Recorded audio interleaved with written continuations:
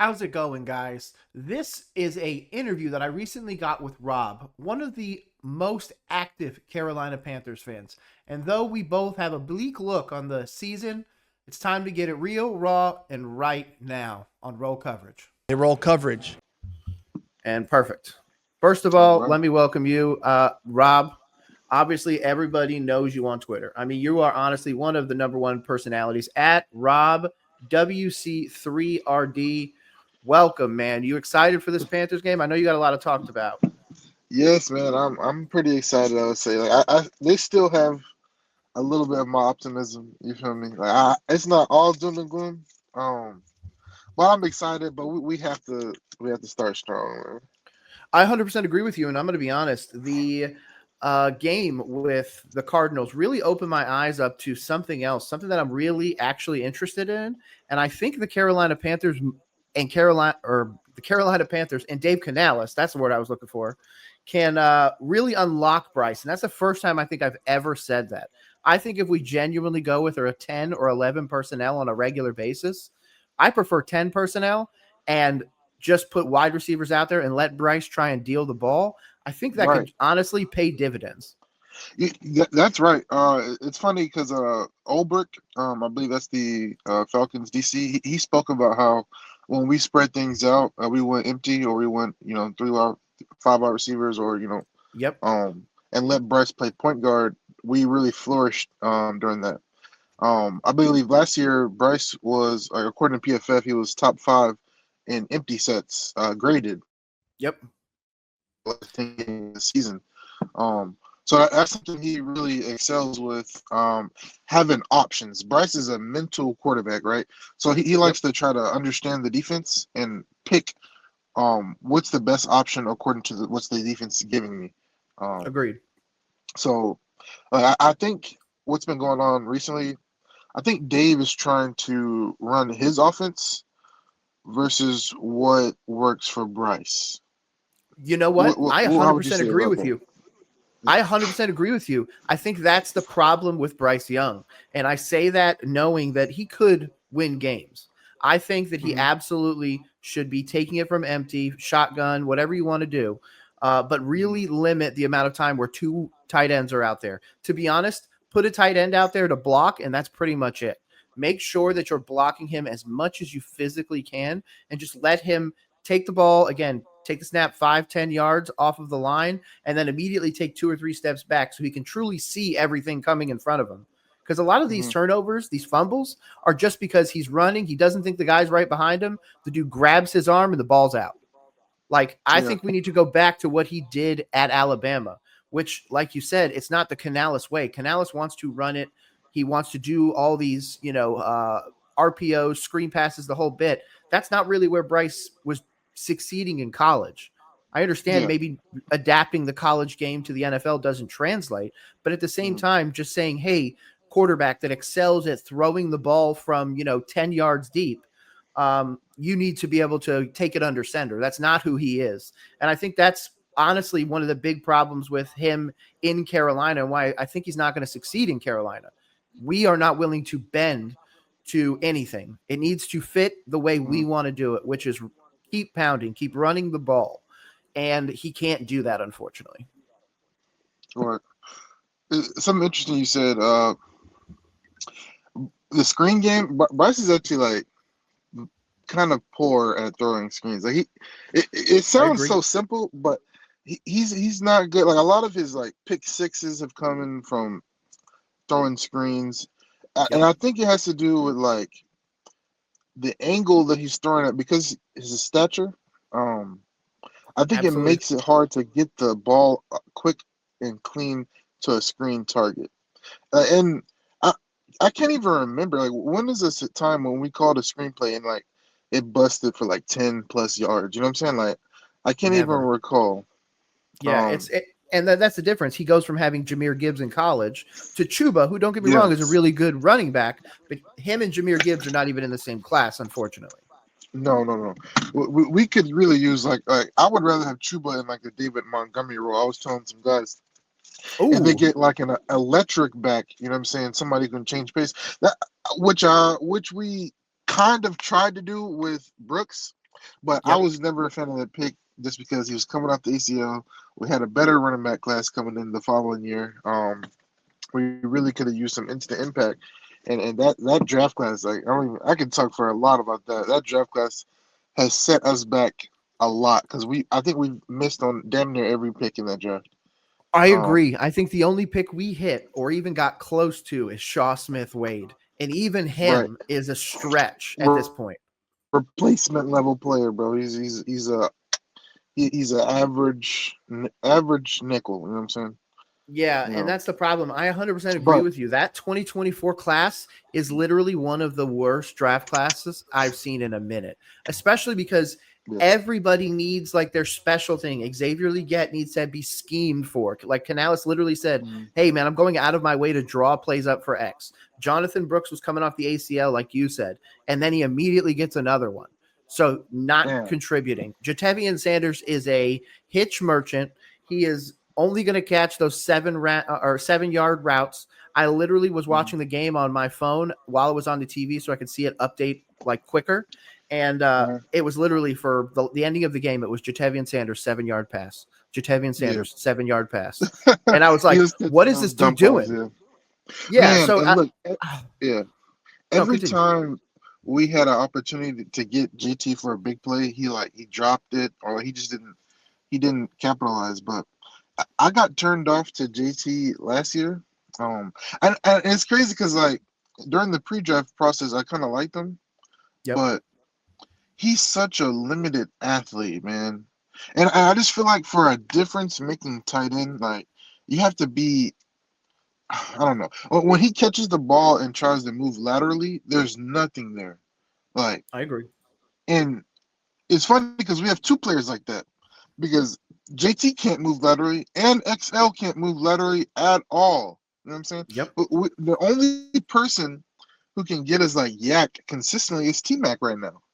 And he's And 6'4", you know what I'm saying? 213. You feel me? Like, this is crazy. The I agree offensive with talent, you. like, yeah, it has to go Like back. it's tough, dude, because you expected Jatavian Sanders, especially being drafted where he was, especially with what he produced in college, to be able to replicate that. But I honestly feel like he's what everybody memes about Kyle Pitts. And I understand that Mhm. Kyle Pitts is a top tier meme, but the dude still had 1,000 receiving yards as a rookie. Like, I don't think JT will ever touch that.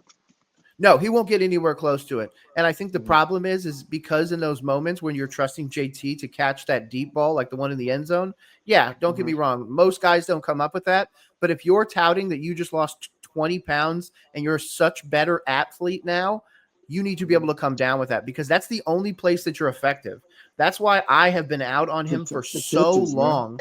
He needs to be able to Yes. block. And in my opinion, I would honestly put Mitchell Evans in those roles before I would put him. Yes. I would put Tommy Look, Tremble if he was healthy, but Tremble is not healthy. He's not going to get better. And at this point, mhm. Tremble's a, tight end too. And I actually like Mitchell Evans, I um, love him. because Mitchell Evans he can catch contested as well. I think he had over a 70% success rate in contested catches last year, Yep, and he can catch the ball and he can make you miss. He can make somebody miss after the catch. He has some wiggle to his game. he So does. I think his ceiling is higher. I think he had the short the fastest like what was it, the short shuttle for tight ends? He was Yeah, it was something number like that. one in which category? In some category, as far as the draft combine. But I'm looking forward to the future of Mitchell Evans. I think they're going to try and die on the sword of Trimble and JT before we get to see him a lot. So maybe we'll see him next year. Yeah. Um, but I do like him as a prospect. Yeah. And that's the thing. I feel like this team has a bunch of people that just haven't gotten over the hump. Like we have a lot of guys. Like only recently did J.C. Horn get over the hump, for example, because he's been on this Yeah. team for a while, and I'm glad he's contributing. Derek Brown comes back from the Pro Bowl where he finally got over the hump and got that, and then of course he Mhm. gets hurt. Now we got Right. guys, Jonathan Brooks, that can't even stay healthy. We got Jatavian Sanders that's not taking that step forward there. Xavier Legette looks like a shell of himself, and Mm. that's I have the hilarious stat that only works until tomorrow at 1:00 when Xavier Legette actually catches a pass. But right now, Mitchell Evans has more receiving yards, 9, than Xavier Legette has, 8. And Mitchell That's Evans has crazy. only caught 1 ball. So the funny part about that is that it's not actually funny, because we're in this situation now where my former number one, but first round wide receiver in Xavier Legette, honestly, on a bad day is worse than like Bryson Tremaine, is honestly in the David Moore category. Like maybe he should It's be crazy, helping man. out on kick return or something like that. I just don't understand why we can't. We just haven't been able, outside of T Mac, because I think T Mac's going to be a dog. Absolutely. Um, we can't get the wide receiver position like squared away, man. Like ever since, like we tried to draft, we can't even draft LSU wide receivers, man. We get Terrace Oh yeah, Marshall, he Terrace only balls Marshall. out in training camp. We draft Jonathan Mingo, he forgets how to play wide receiver. We draft Xavier Legette, he's like Mingo 2.0, but just a little bit faster, you know. I Yeah. just don't understand, and it's setting us back because, man, if XL's this bad next year, we're going to have to be looking at wide receiver in the top 3 rounds again. You know what I'm saying? Yeah. Like we can never just have a position group locked in. Okay, we don't need to touch this because we're good there. That's what I was kind of looking forward to. Like, okay, we got T Mac, we got Coker, we got XL. You know what I'm saying? Yeah. But we needed XL to be our big play. You know, stretch the field at least type of receiver. But if he can't do that, it's going to be a problem. And this team, I'm a Jalen Coker stan. I don't know if you know this. 100%. We are missing him so bad because Absolutely. I don't. Do you watch the PFS shows at all? Yeah, absolutely. Okay, I got a little nugget from them. So even going back to last year, last 10 games, what Bryce Young really excelled at was um attacking man coverage. He Yep. was really good at attacking defenses that were playing man coverage. Not only with his arm but with his legs. Um, and maybe defenses have kind of adjusted to that, and they're playing more zone against us now. But it is a small sample size, so I won't fully go into that. But we are like what? I think we're ranked 27 out of 32 versus zone coverage, and that's Yep. because like XL he has no feel versus zone. You know what I'm saying? T Mac, once he's starting to get going, like they're gonna start bracketing him. And he's still playing a lot of his snaps outside. I feel like we should be moving him around inside the slot as well. We got Renfro, but Renfro's just he's just a guy. You know what I'm saying? He's not a difference making receiver. We don't have too many players that excel versus zone coverage, and I think Jalen Coker would go a long way. And it's such a devastating injury early in the season. Like we just, I feel like we're cursed, man. I don't know. We are cursed. I 100% agree with you. But I feel like the curse, and you know what? I'm going to put a name to it because I did last night. Last night I was sitting on late talking with Black Cat Panther podcast. Shout out to them. And I said that the curse came from David Tepper. Since he's been our owner, we have been the worst team in football. It's not even close. And I think it comes down to his relationship with the franchise as a whole, his ability to listen and obviously stay out of the picture, stop meddling. But genuinely, I Mhm. think it has to do with Cam Newton. If we're talking about a long-term curse and everything like that, we were doing well. 2015, everybody knows, Super Bowl, the whole bit. But Mhm. since he took over, we have been the worst. So I feel like what needs to happen from him, especially, is we need to mend the fence with Cam Newton. We need to start bringing all these people on the inside. I don't need to hear Steve Smith talking about fair weather fans and all this other stuff. Like, Yeah. yes, the franchise is down and all that other stuff, but it's because of consistently bad decisions. Like you said, the Yes. 2024 draft, if we were to go back there and draft how we actually needed them. And I understand in the moment, everyone's like, oh, well, we needed a first round wide receiver. We could have done better with the pick. I understand why they went with the South Carolina wide receiver. He's a local guy. It's the whole one Carolina. You want to bring guys in. But I'm sorry, you don't go with that. You go with the guy who's consistently playing at a high level like Lad McConkey. This team would be Fuck, drastically man. different with him on the team. Or It even will be Keon so Coleman. different. I'm not even saying that Keon Coleman's somebody special to write home about, but Keon Mhm. Coleman would be a step up. My personal pick was Jackson Powers Johnson. I fervently believe that investing in the offensive line is how you win long term. And Jackson Powers Johnson allowed 1 sack in 4 years at Oregon as the starter, and then allowed 1 sack and 1 pressure in the NFL as a rookie. That was the pick. And then, of course, we go down the hero for Carolina, or at least we hoped would be our hero, Peyton Wilson, the kid from NC State. We pass on him too. And now what are we looking at? Man, I really wish I had a really great wide receiver or linebacker. A project linebacker, man. I just don't see it with Trevor Wallace, man. Like, he's a fantastic athlete. Booty. Yeah, he's a fantastic athlete, but he does not have the mental part of the game down. And linebacker is such a mental position. Like, man. I 100% we just agree miss with you on so many picks. Like, and it's picks that, like, fans, like me and you, we don't even have access to all the information that these guys do. You know what I'm saying? We have jobs. Like, this is their job to get these picks right. And I didn't see it with XL. I thought he should have been a late agree. second rounder.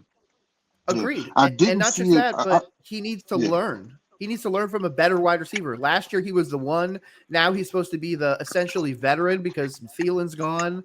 What is it? David Moore trying to coach you up? Like, no offense, that's not really how that works. You need to get somebody that's been there, done that, and all that other stuff. And Xavier hasn't had that. And I understand people hate the pushback of like, oh, he should have been working more on his craft in the offseason. He's allowed to have a personal life, yes. But we're clearly seeing what he was doing in the offseason is not translating into anything on the field. It honestly looks worse than last year. It does look worse. It does. And I think, this is just a theory of mine. I think a part of his confidence is down because of the T-Mac selection. And he comes in and he sees T-Mac. That's a good his one. world. He's tiers above him in 2 games. Like, he's doing stuff that XL couldn't dream of. But I couldn't even imagine like XL moving the way that T-Mac does. And like, I think that's affected him, like, mentally. And if you listen to him talk in the recent little press conference that he did, he seemed really dejected. He seemed really down. I don't know. I just think the young man's confidence has been shot. But I 100% agree with you. But the problem is he needs to be able to produce. Like, I don't think that we're at the point now in this franchise where we can continue to coddle people. Like, I do think it's very odd that the fan base calls for him to get benched and then all of a sudden he's got a hamstring issue. So I think that's maybe a little like a soft benching. Like, hey man, you're gonna kind of walk out there, you're gonna do this. So this way we can sit you this game and just say, hey man, let's get some extra work in. Let's do this. And then the following week, especially against New England, we could really use you in the scheme, Debo style. Let's see how we can make that happen. But the problem, I feel like, is for him to succeed, and this is the problem with Bryce as well, for him to succeed, he needs the offensive line to hold up. He needs to be able to catch the ball out of the backfield and then run past the tackle and that kind of thing. And he has the athleticism to do it. He has the ability to stretch the field, do everything like that. But if the offensive line can't hold up and give him the opportunity to even get downfield, then what are we talking about? Because same thing, if Jalen Coker was out there, we'd be trying to force the ball down the field with a quarterback who, no offense, isn't the best at throwing it down the field. Like, he doesn't have the biggest arm in the world. We're not going to be able to stretch it, 60 yards. It's going to be a 40 at max. Bryce is a rhythm deep passer. I agree. That's all. Like, I wouldn't want to. Like, I wouldn't want to see like first drive of the game just ripping a deep ball down the field. I think he needs to be in rhythm before he's starts chucking it deep. I think he's pretty good at attacking the middle of the field and throwing with anticipation. But something you said, I don't know. I can agree with XL. You said you would like use him Debo style. I don't think he has the skill set to do that, man. I think that's why they drafted him, though. Look, man, Dave. It's funny. I was just talking to my guys in the group chat of this. They think he's good at something that he's not good at. I agree with you. He should not be doing any end arounds. He shouldn't be catching wide receiver screens. He needs to be on crossers. He needs to be on posts. He needs to be on drag routes, something to get him his speed going. He's like an 18-wheeler. Get him going, and then he'll be hard to catch. You know what I'm saying? I But agree like with you. start agility, that is not his game. That'll never be his game. He's too tightly wound. He's not flexible. He can't move laterally. I He's agree. a linear athlete. You know what I'm saying? But I feel like the problem lies in we have Tetaroa, who's big, lanky, so he's going to be the outside guy for sure. He's going to be our X. Mm-hmm. So you're talking about putting Xavier on the other side, and if he's going on and out, obviously they're going to play too high. So whoever's running that is going to, not get the ball as much. Whoever's the slot coming under or the tight end is really going to eat, and that's where I feel like Jalen Coker's role is really shown here. Like. I would love for Hunter Renfrow to be able to take the step in and do that. So this way we could free up a guy like Xavier to get more post routes the whole bit. But at the same time, again, it goes back to that offensive line. I don't think that they can hold up long enough for those plays to develop. And I think at this point, Dave's just trying to get as much offense as possible. I mean, to the point now that I literally just put my money where my mouth is. I just put a bet that Bryce Young is going to have 300 plus passing yards and 40 plus passing attempts. I got plus 1,200 odds for it, so really great odds because I think that's the only way to win or even compete. There's no way this team competes by running the ball. It's going to have to be in Bryce's hands. It's going to have to be thrown and aired out as much as humanly freaking possible. And again, we need Xavier to take that step forward. I agree, though. Don't put him low in the slot or anything like that. Really get him on the outside because I think that, the whole get on the horse thing would really work. Get him out there to just go beat somebody because he can. He has that ability. It's kind of like why they drafted, going back to the other guy, Trevin Wallace. They drafted him because of his intangibles, his speed, his all that other stuff. So I want them to continue to push the envelope, but at the same time, I know in the back of my mind, Dave is going to do exactly what he needs to do to try and keep his job. Because if we don't come out with this win, especially at home, I mean, what's the chance that somebody gets benched, somebody gets fired after this game? Because I think going to New England after this, and then I think we have Miami at home.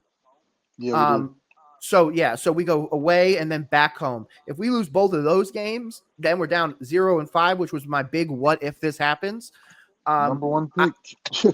Not only number one pick, but everybody's fired. I think Bryce gets benched.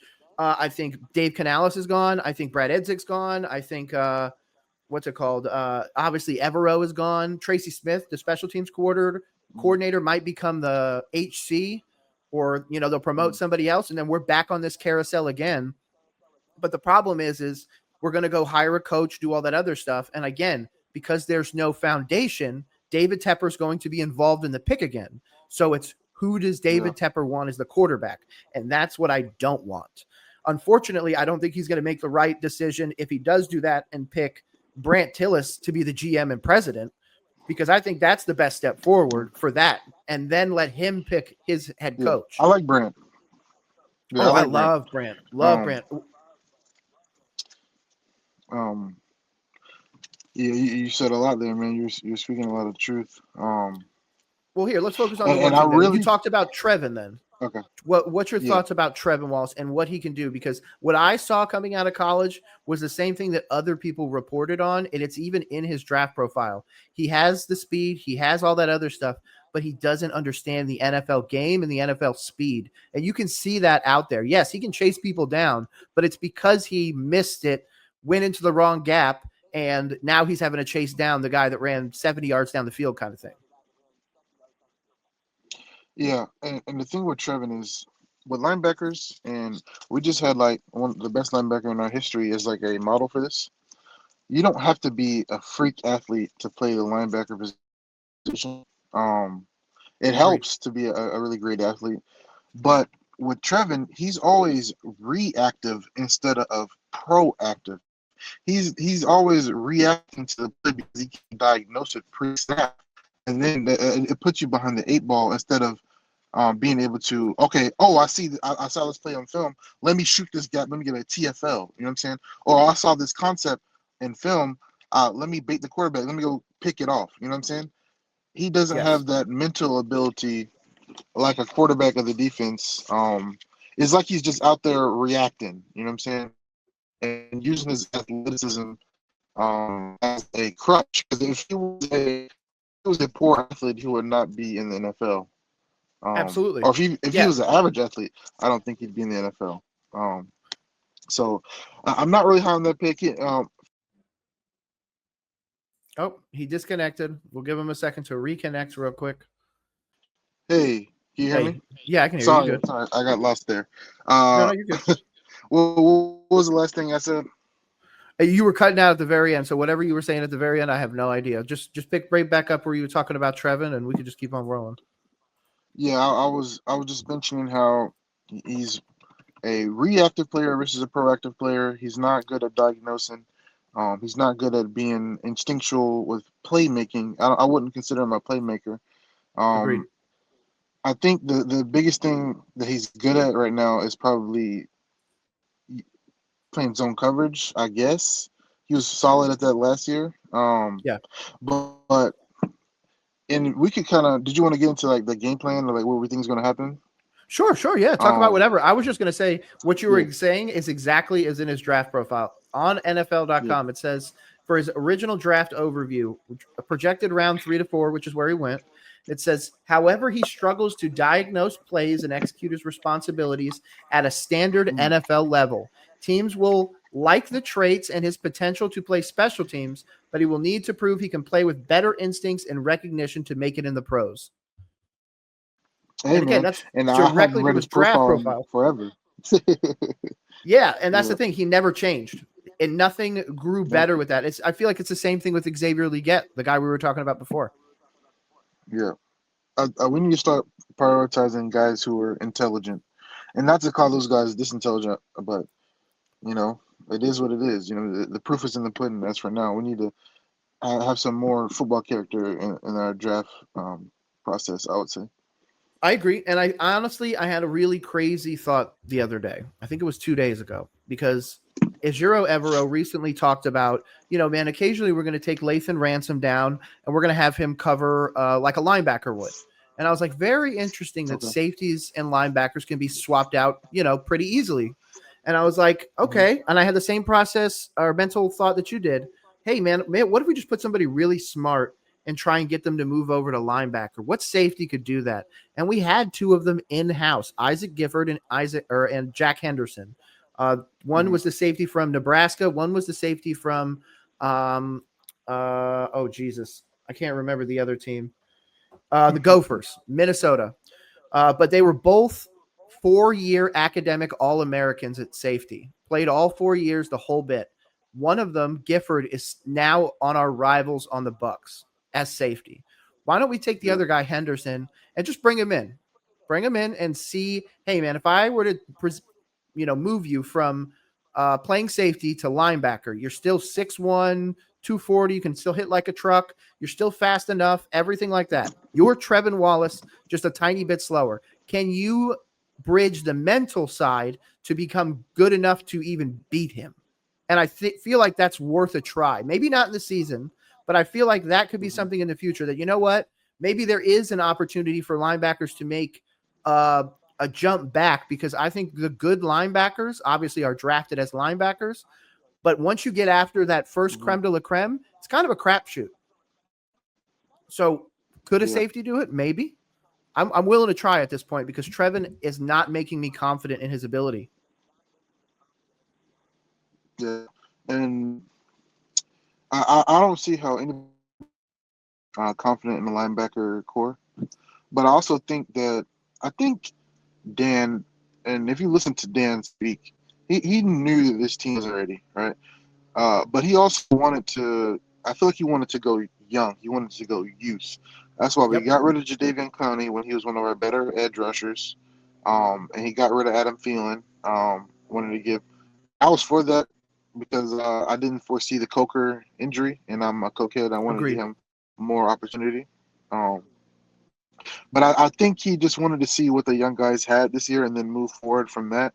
And if we were to, somehow come away with 7 wins, what I'm saying, and a good note, then he would start, being aggressive with trading for veterans or signing veterans, and in the draft.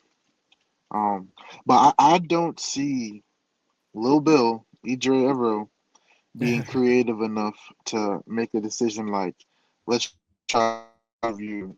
He couldn't even find, you know what I'm saying? Yeah, I his system is the system, and he's not going to change it. Like he's not going to cater to any player's weaknesses or strengths. He's just going to try and enforce it.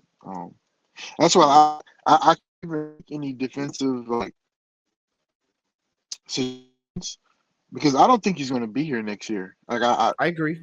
I would bet money here next year. So I have no idea what this team will be, or whether it will be 4-3, 3-4. You know what I'm saying? So I'm gonna leave that to people who are smarter than me. Yeah, I feel like it should be 4-3 because one, I feel like that presence. Again, we saw it with the Eagles. If you draft younger guys, especially guys that work together well in college, when you go get a bunch of Georgia Bulldogs from the same team, instant chemistry. That's super easy.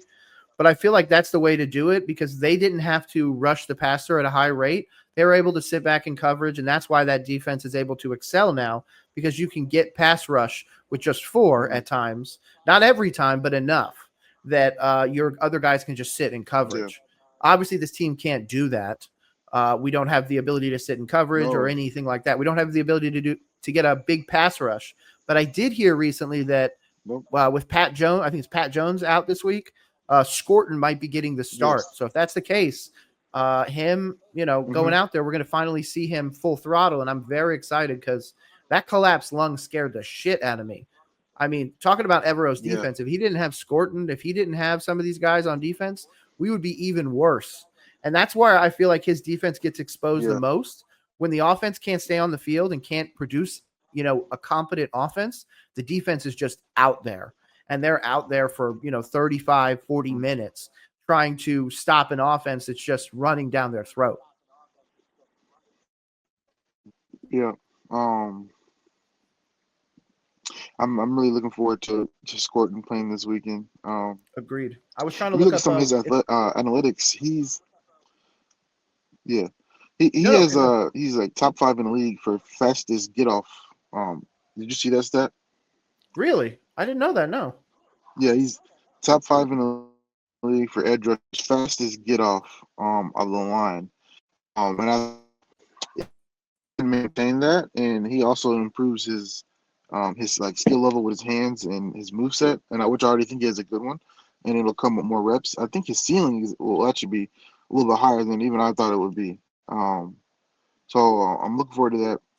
You mentioned, how the Eagles could just rush 4 Yep. and sit back in coverage.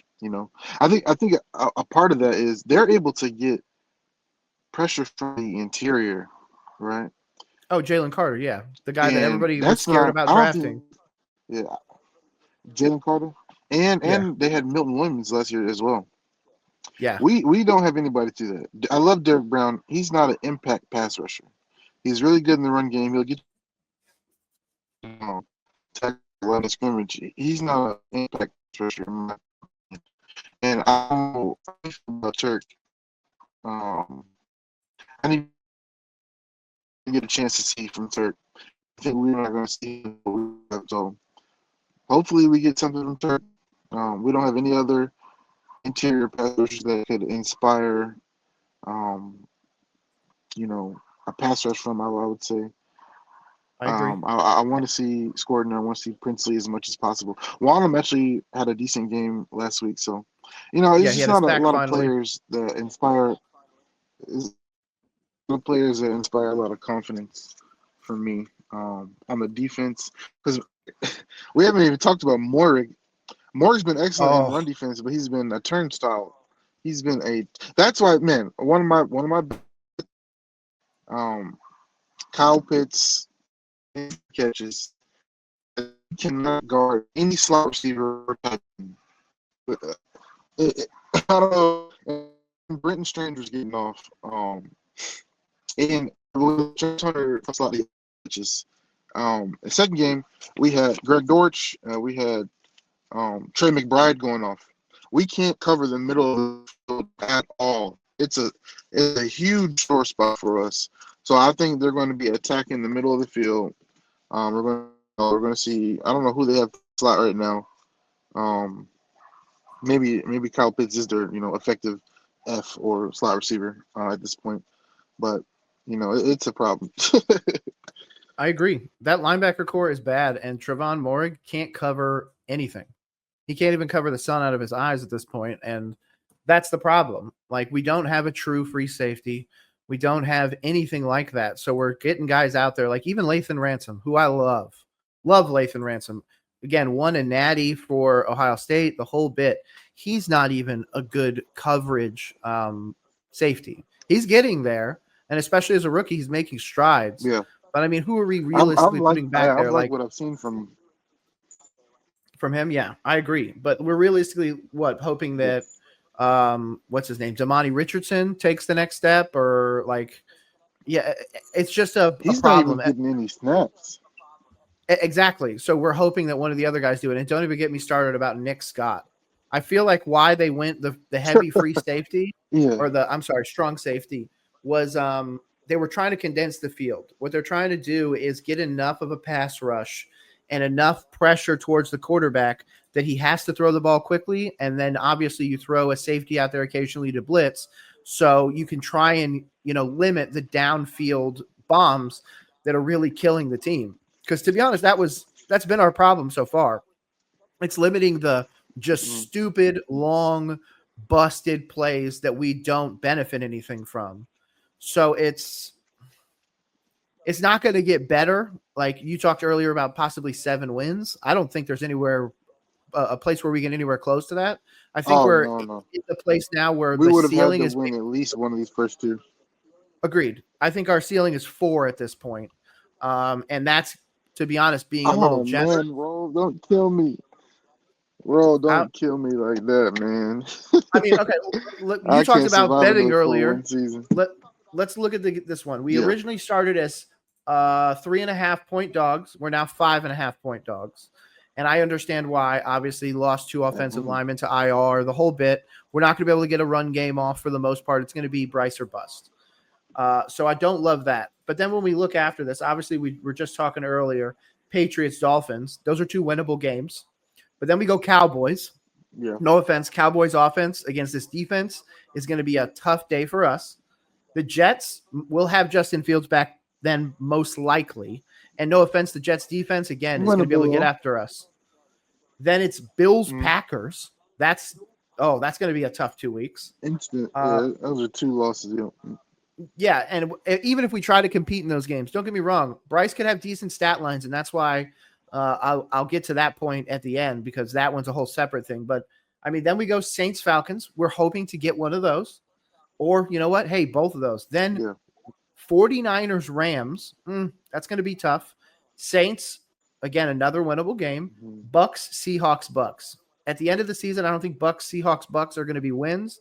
I think that's 3 straight losses. So we're hoping to win the 2 Falcons games, the 2 Saints games, and then be able to at least compete in the Patriots or Dolphins games. So that's 6 total games that I think we have a potential to come out, barring an absolute collapse or a savant level performance from Panthers players. So I don't see a place where we even get to last year's win total. And again, I think there's a place where we can get to, in a horrible situation, obviously 0-17.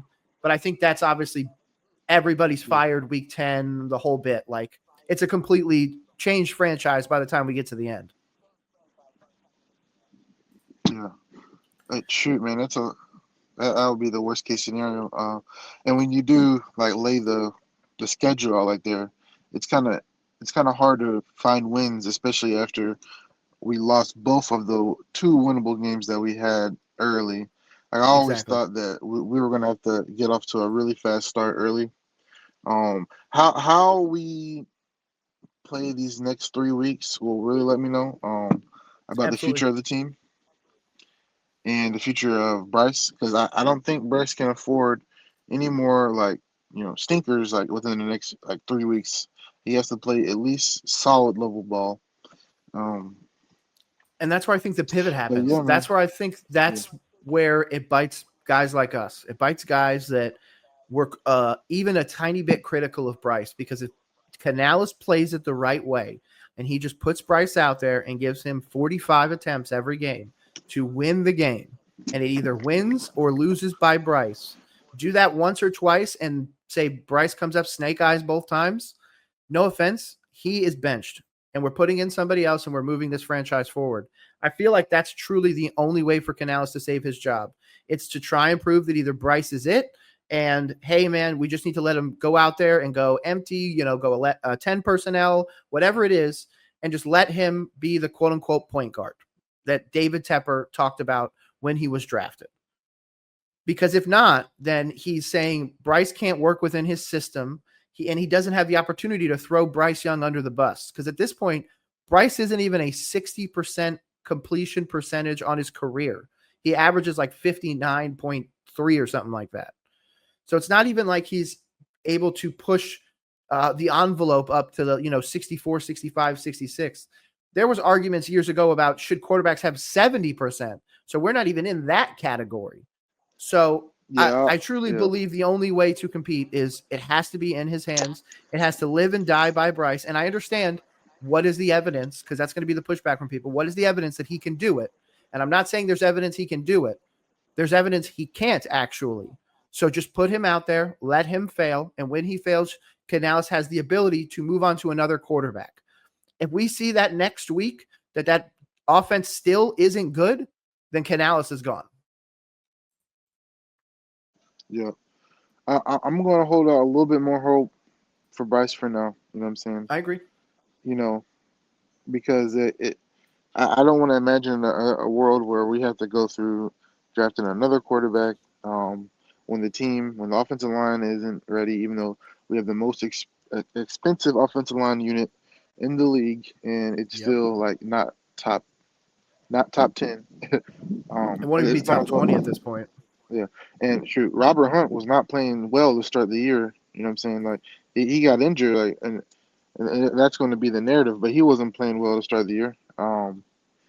And what's his name? Damian Lewis. Corbett. Or Austin Corbett looked awful. So like the Corbett injury, it could be like a blessing in disguise because he was awful. In like all phases. So I'm not really too mad about the Corbett injury. But yeah, I don't know. Do you even think we're in position to draft a quarterback? I think, look, if Dave Canales is still the coach by the end of the season and Bryce is shit to bed, I think we're going to draft a quarterback just to give him an opportunity to say, hey, I got my guy. Watch what I can do with my guy. That's something I've been saying on the TL too. Like Bryce will end up being the scapegoat regardless. But how would you even want to go that route? Personally, my philosophy on building teams is different. At this point, I would probably go into next year because it still would only be Bryce Young's fourth year. We still haven't picked up a fifth-year option, all that other stuff. And even though we could pick up his fifth-year option, I think it's only like $9 million or something for the fifth year. I would probably still keep him on the team. But I agree that the scapegoat is going to try and be Bryce because I feel like that's truly the only way for Canales to save his gig. That is the only way for him to get a way to move forward.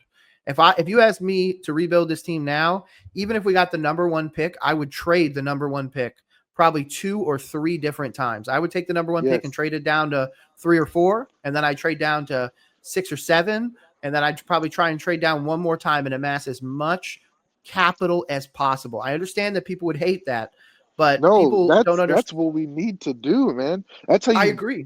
We need to breathe talent into this roster because we're so talent deprived, and like we need a stimulus package. You know what I'm saying? We need a couple stimulus packages like the Bears got. You know what I'm saying to put more because we look. And I don't know if you've listened to Eric DaCosta talk. Like, oh, absolutely. GMs think they're smart, but what really is the best way to draft is to have more bites at the apple. So correct. If we're going to be number one draft pick, we need to be trading back and amassing as much bite to the apple as possible, or we're still going to stink. Even if we draft like, a stud quarterback, the team will be bad. Correct. And very few quarterbacks are actual franchise elevators. Very rarely do you get a Joe Burrow. Most of the time you get a Trevor Lawrence, a guy who can ball out on days, but a guy that is still a project and still needs things to be good around him.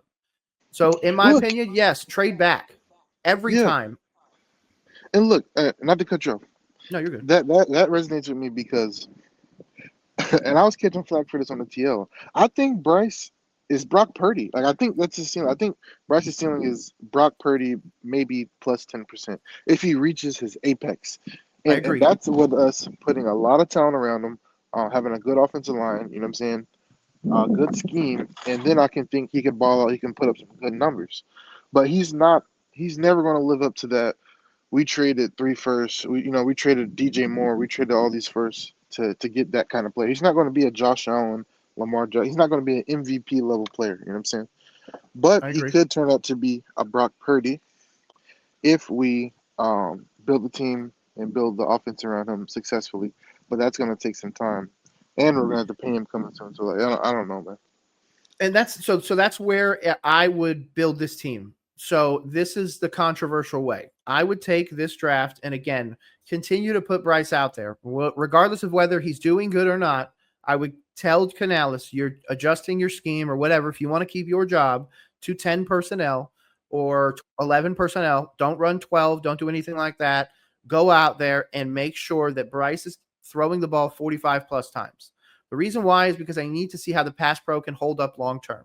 Because no matter what would happen, whether or not we win 1 game, we win no games, we win 4 games, we're still going to have a top 5 pick. If we get lucky, kind of unlucky, we'll get the number 1 pick. And that's where the crazy trade down, the trades and all that stuff is going to happen. Because a guy like Drew Aller or Garrett Nussmeier or Sellers or any of these guys are going to be desired at some point. Now, when you trade down the first time, don't trade far. Trade from 1 to 3, 1 to 4. Then you look at 4. Is Caleb Downs there? That's safety? He's not? Okay, let's trade down a little bit more.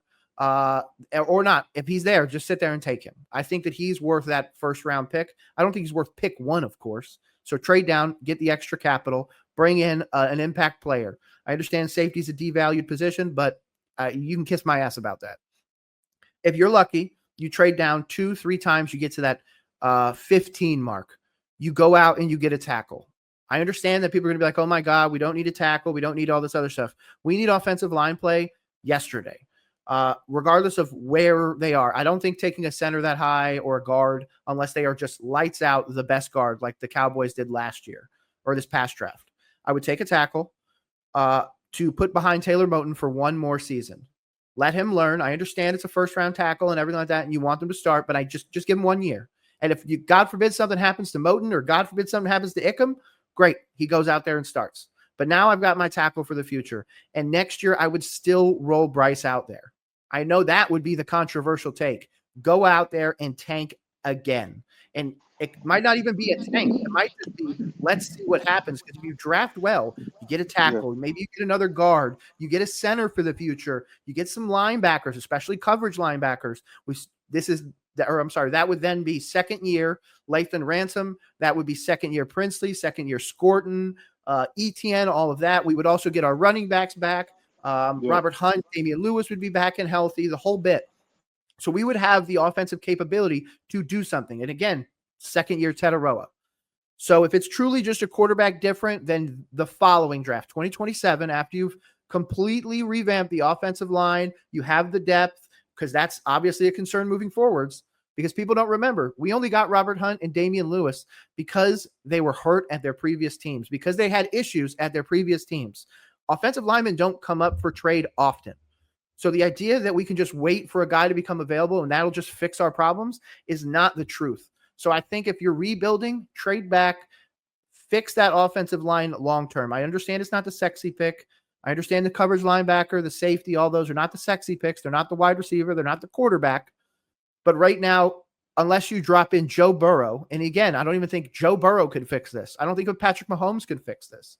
I think it's the scheme. I think it's the overall quality of players, the health, and everything else. And you can't fix the franchise without starting in the trenches. Hey, man, I feel like you're cooking today, man. And something you said, like, invest in the O-line. Not only do we need to get better in the O-line, we need to get better cheaper. Yes. There's nothing, there's no excuse to be had the top O-line payroll in the league and be top 20. You know what I'm saying? Exactly. That's debilitating when you're paying mid players top of the market. We can't survive that. It's not good team building to have such an expensive offensive line when they're not that great. So I agree. Agreed. We need to get some younger, cheaper talent in offensive line room. We need to build the team, and I would like to see, go ahead and play Bryce another year. You know what I'm saying? And then 27, that class is supposed to be better than 26 anyway. Exactly.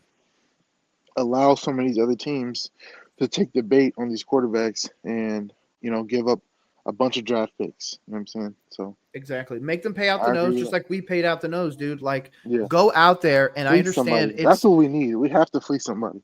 yeah, we have to fleece somebody, and not just that, but we have to pick well. It doesn't matter if we, have all the picks in the world if we're not picking at a high level. That's why I really wish we would have gotten Adam Peters, but that's a whole Yeah. David Tepper thing. I think Tepper doesn't want somebody that's going to give him too much pushback, that's going to tell him he's wrong.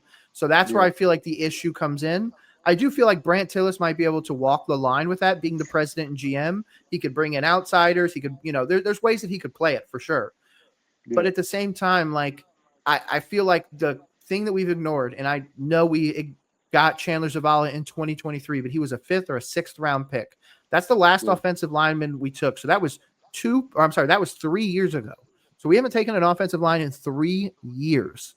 Like, that's a problem. Even if they're 7th round picks, I don't care. I'd rather you take flyers on guys that can fix the offensive line, because you're right. We have to get cheaper. That is not the way to build it. The way to build these teams is to draft the wide receivers, because they are the most paid now. Draft the quarterbacks and edge rushers. Yes. And you consistently, again, continually draft the tackles, because tackles get paid a fortune now too. They are right up there. Rarely hit the market, and you're not trading for an offensive tackle that's great, unless it's like it's like once in a blue moon. Like, I can't believe the Texans traded their top O lineman. Oh, Tunsil. Yeah. Yeah, but that's the thing. And what would we do in the draft if I had a number 1 pick? Oh my God, we're going to go out and draft Sellers. Okay, that doesn't solve the tackle position. That doesn't solve the guard, the center, and that's where I feel like a little bit of the disconnect happens with Bryce. Obviously, the Corbett issue, he was apparently vibing with Cade Mays, so we hope that's fixed. But I would have much rather had a guy like Jackson Powers Johnson or Max Frazier or somebody like that could grow along with Bryce, that doesn't have the bad habits of other quarterbacks or other head coaches or anything like that. He's just like, how do we do it, Bryce? Okay, we do it this way because that's the way my quarterback likes it. I don't care about taking guys from other teams. In my opinion, if you're going to go pay for somebody from somebody else's team, they need to be like a top edge rusher. I would have been in on the Micah Parsons trade. But again, that would have been admitting that the team needs a full rebuild, because we would have had to gut the team to get him. We would have had to give up Derek Brown, multiple first-round picks, the whole bit. But I genuinely feel like the team thought, man, we're going to have a top 5 pick. There's no way we can do that. We can't give Dallas, Caleb Downs. We can't give Dallas Lenoris Sellers or something like that. We can't do that. So I feel like that's why we truly weren't in it. If we thought that we were actually going to win 7-9 games, I feel like that trade is done. But the Packers know that they're going to be in the playoffs, so they don't give a shit about that first round pick. Late 20s, yeah, they don't care. They're like, good luck with that. But that's where I feel like a lot of the guys are winning in these drafts. Like, you go back and look at here, I'll pull it up real quick. Look at the 2024 NFL draft. I'm going to pull it up, the rounds. We won't be able to see it on screen, but I'll just go through some of the people. Like, in the 2024 NFL draft, after, we'll say 20, Chop Robinson, Quinyon Mitchell, Brian Thomas, Terrion Arnold, Graham Barton, who's been great for Tampa, Xavier Worthy, Tyler Guyton, Nate Wiggins, Ricky Pearsall. I mean, those are solid just at the end of the first round, not even going into the second, where we've got guys like Cooper DeJean, Braden Fisk. There's a lot of good players right there, man.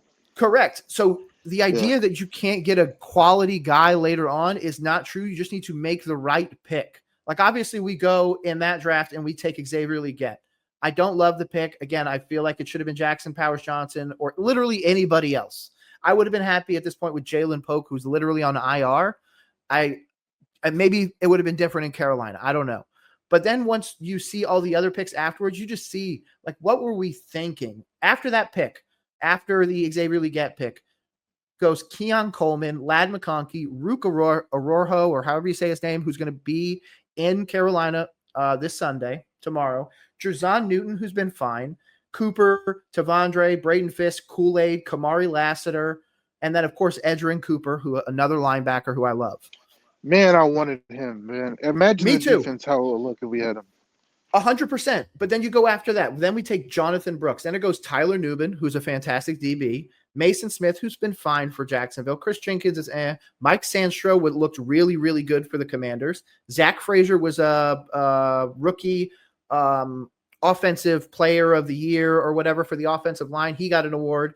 Adonai Mitchell, Ben Sano, Marshawn Nealon, Javon Bullard. I mean, there's some guys afterwards. And then even if you go into the third round, we still see guys making impacts.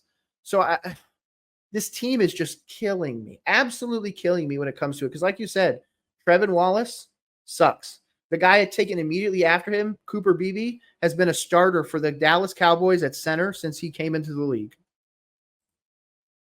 Like literally, we could have had a starting center right after that. Yeah. I was a Zach Frazier, a JPJ guy too. And we kind of wasted the Brooks pick. You know, we just wasted a lot of draft picks, and we couldn't afford it. You know, we couldn't afford it, and now we're gonna have to reset again, especially if the year goes to shit. Which it's trending towards because we're already 0-2. History of 0-2 teams, like you can look that up. It's very poor. Yeah, I think only one ever made the Super Bowl. Yeah, and shoot, Kansas City, they're 0-2 right now, but we don't have anywhere near the pedigree they have. And not just that, but they competed with the Eagles. We wouldn't be able to do that. Yeah, they have a lot. There's a lot of delusion going on in the fan base.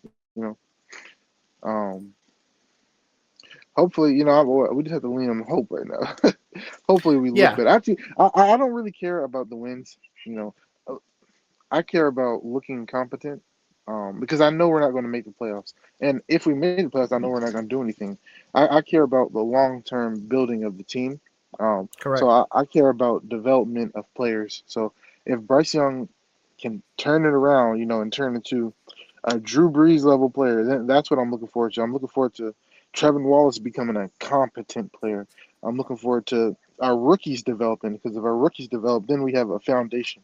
We don't really have a foundation of our team. So I'm looking forward to the development of our young guys. That's what I'm just looking for the season. Because I agree.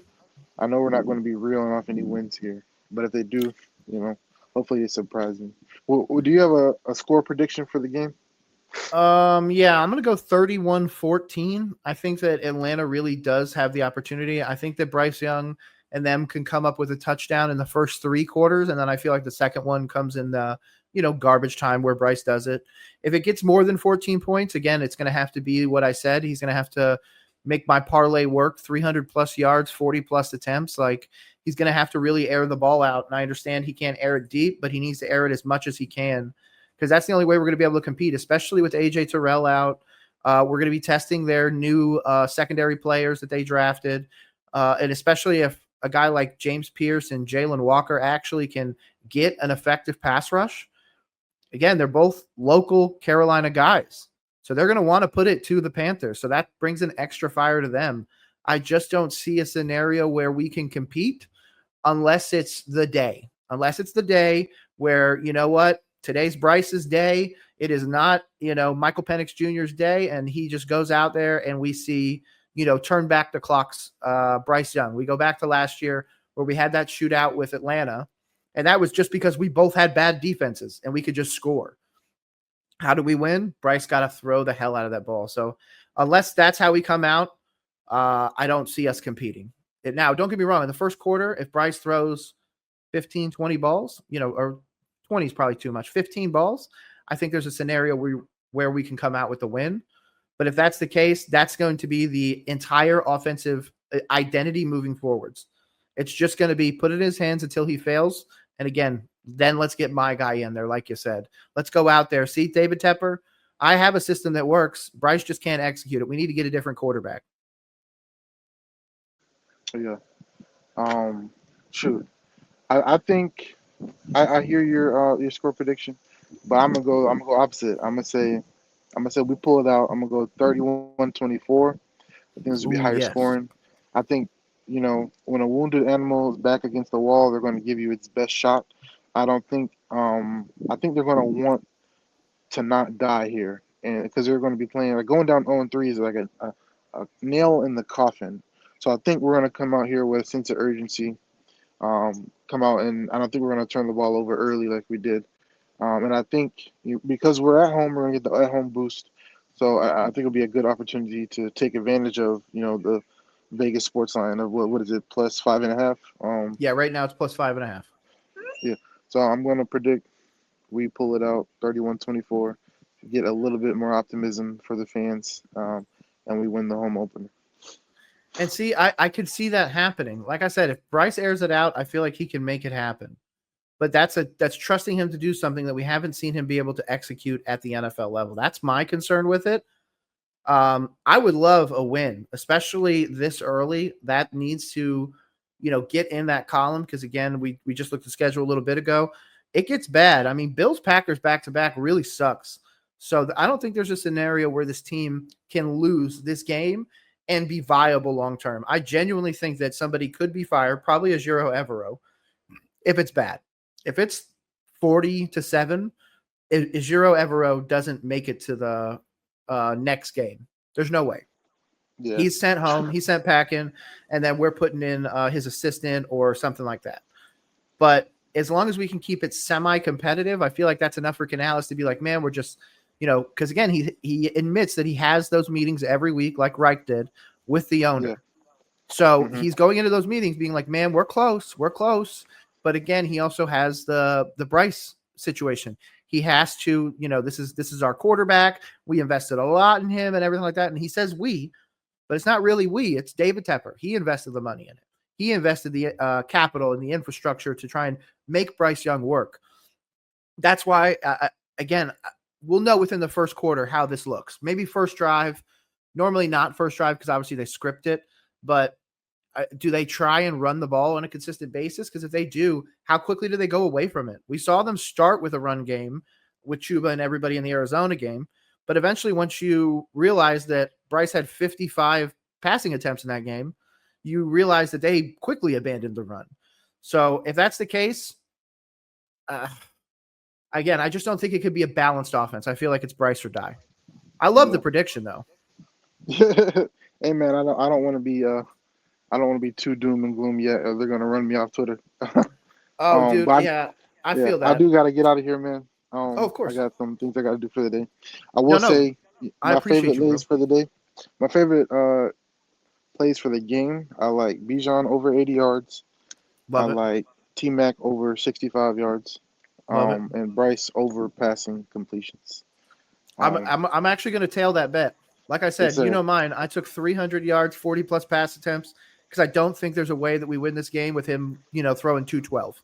If that's the case, then there was a collapse in Atlanta. And if that's the case, I'm all here for it. I'll gladly lose the $100. But if not, I'm ready to go cash this because I feel like it's a gimme at this point because I don't see the Chuba 100-yard game or anything like that. It's going to be Bijan. It's going to be Tet. I'm so excited, dude. And again, thank you so much for your time, man. I appreciate you. Yes, sir. Good talking, man. We got to do it again sometime. Absolutely, man. Whenever you want. I'm free. All right, man. All right, let's do it. Have it. Say it. I really appreciate you making it this far. It helps out the channel, and I cannot thank you enough. Hopefully, one of these other videos are ones that you like as well, but if not, I can't wait to catch you in the next one.